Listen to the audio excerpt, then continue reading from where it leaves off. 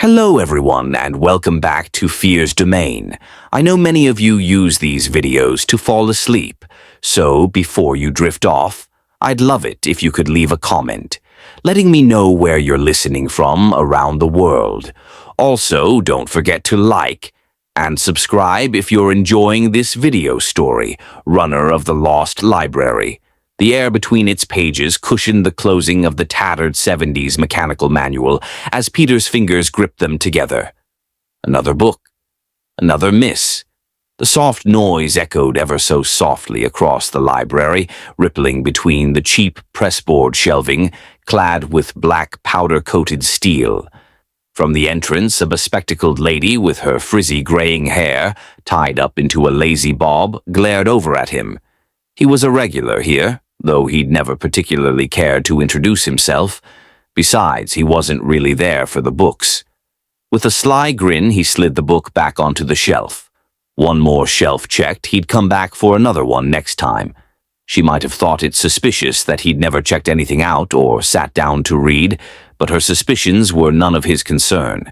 He'd scoured just about every shelf in the place, spending just about every day there of late, to the point that it was beginning to grow tiresome. Perhaps it was time to move on to somewhere else after all.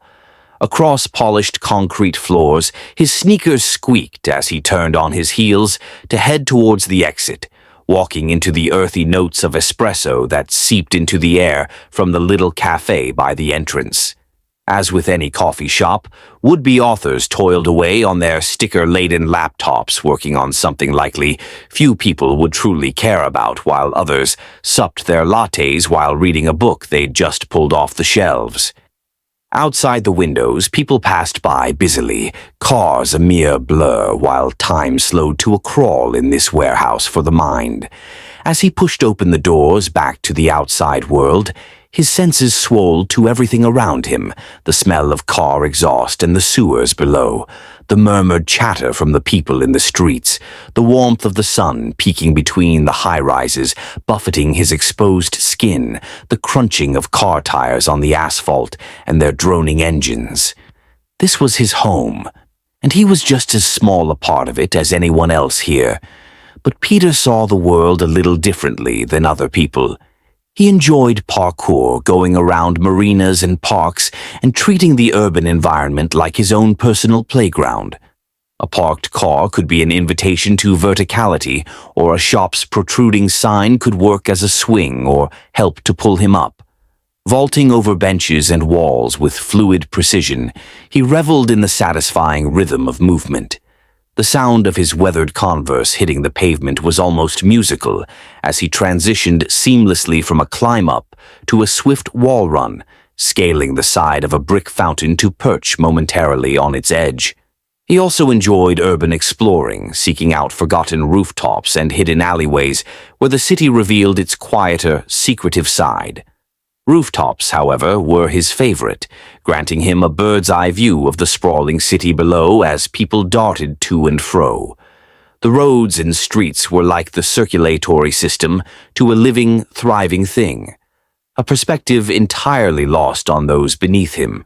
There, surrounded by antennas and weathered chimneys, he would pause to breathe in the cool air and watch the skyline glow under the setting sun. Each new spot he uncovered felt like a secret gift, a blend of adventure and serenity that only he seemed to know existed. Lately, though, his obsession in libraries was due to an interest that had blossomed seemingly out of nowhere. He enjoyed collecting bugs that died between the pages of old books. There was something fascinating about them, something that he couldn't help but think about late into the night. He had a whole process of preserving them, a meticulous routine honed through months of practice and patience. Each specimen was handled with the utmost care. He went to libraries and second-hand bookshops and could spend hours and hours flipping through the pages of old volumes, hoping to find them. Back in his workspace, a tidy room filled with shelves of labeled jars and shadow boxes, he prepared them for preservation. He would delicately pose the insects on a foam board, holding them in place to be mounted in glass frames, securing them with tiny adhesive pads or pins so that they seemed to float in place. Each frame was a work of art, showcasing the insect's vibrant colors, intricate patterns, and minute details, from the iridescent sheen of a beetle's shell to the delicate veins of a moth's wings. He labeled every piece with its scientific name and location of discovery, his neatest handwriting a testament to his dedication. The finished frames lined the walls of his small apartment, though he'd never actually shown anyone all of his hard work.